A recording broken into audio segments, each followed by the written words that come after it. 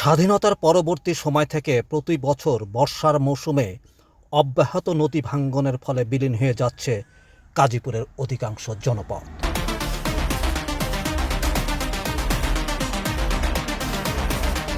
ভাঙছে নদী, কাঁদছে মানুষ। প্রতি বছর নদী ভাঙ্গনে সর্বশান্ত হয়ে নাম লিখাচ্ছেন ভূমিহীনদের তালিকায়, ঠাঁই নিচ্ছেন কোনো দুর্গম চরে, জীবন জীবিকার সন্ধানে পাড়ি জমাচ্ছেন পার্শ্ববর্তী শহরে কিংবা ঢাকায়।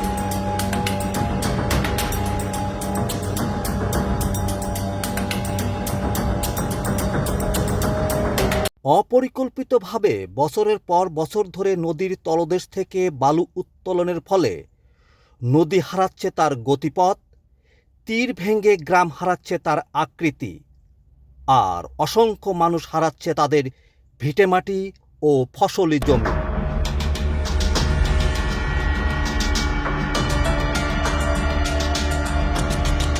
অন্যদিকে নিয়ন্ত্রণহীনভাবে ছুটে চলা অতিরিক্ত বালুবাহী ট্রাকগুলোর কারণে ভয়াবহ দুর্ঘটনার খবর আমরা প্রতিনিয়তই শুনতে পাই।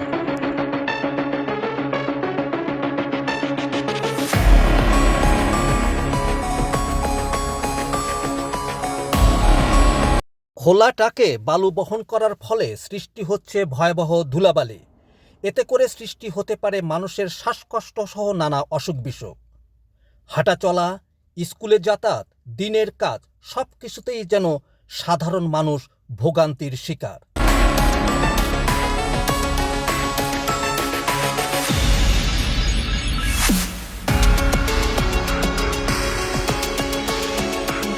নদী ভাঙ্গন রোধে এবং অপরিকল্পিত অবৈধ বালু উত্তোলন বন্ধে এলাকাবাসী বিভিন্ন সময় সরকারের কাছে বহু আবেদন নিবেদন করলেও এ সমস্যার কোনো স্থায়ী সমাধান এখনো হয়নি।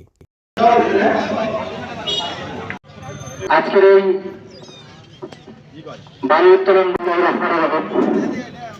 ষড়যন্ত্রকারী এই বালু উত্তোলন করে আসবে, তাকে হাত পা ভেঙে আমরা সিরাজগঞ্জ থাকবে না। সবাই সত্য হন।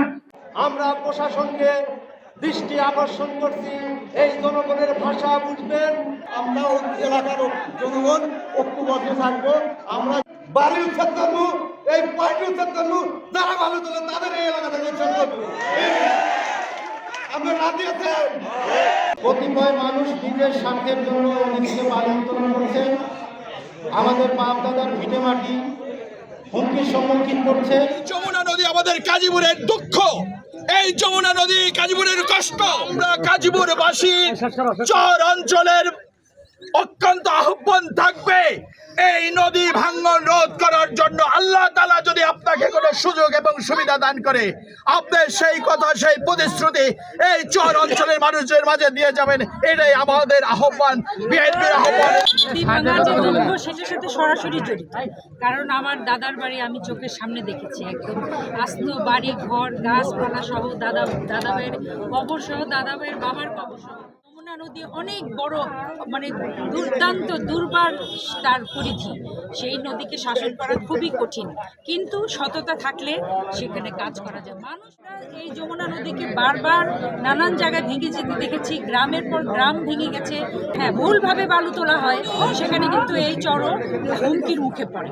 তো এই জিনিসগুলো বুঝে যদি আমরা কাজ করি, আমরা অবশ্যই নদী শাসন করতে পারবো। আমাদের সদিচ্ছা থাকলে, আপনাদের সহযোগিতা থাকলে, এবং আল্লাহ যদি আমাকে সে কোনো একটা ক্ষমতা দেন, কাজ করার ক্ষমতা, জনগণের জন্য কাজ করার ক্ষমতা, অবশ্যই আমি আপনাদের এই নদী ভাঙন প্রতিরোধ কিভাবে করা যায় এবং কিভাবে আপনাদের বাড়িঘরগুলো রক্ষা করা যায়, যেগুলো স্কুল আছে, হয়তো কোনো কলেজে, রাস্তাঘাট, সমস্ত কিছু আমি সব ভালোর জন্য কাজ করবো ইনশাআল্লাহ।